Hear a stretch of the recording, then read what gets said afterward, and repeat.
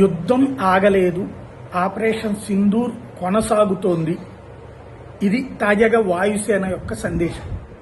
దాని అర్థం ఒకటి, ఇవాళ హై లెవెల్ మీటింగ్ జరిగింది.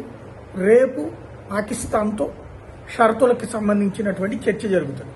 ఇది ఇప్పుడు రష్యా ఉక్రెయిన్ యుద్ధం ఎట్లయితే తాత్కాలిక విరమణ మళ్లీ కాల్పులు జరుగుతుందో అట్లాగే సాగబోతోందా?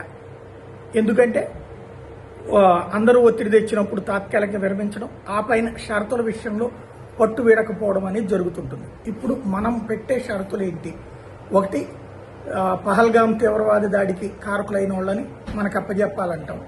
అట్లాగే హఫీజ్ సయీదులు, దావూద్ ఇబ్రహీం లాంటి వాళ్ళ గురించి పెడతాం. అది వదులుకోదు.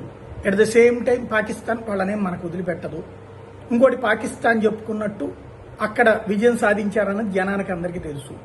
బట్ ఇప్పుడు మేము చర్చలకి సిద్ధంగా ఉన్నాం, ఎట్ ద సేమ్ టైం యుద్ధానికి సిద్ధంగా ఉన్నాం అన్న సంకేతం ఇచ్చారా అంటే అదే కనబడుతోంది.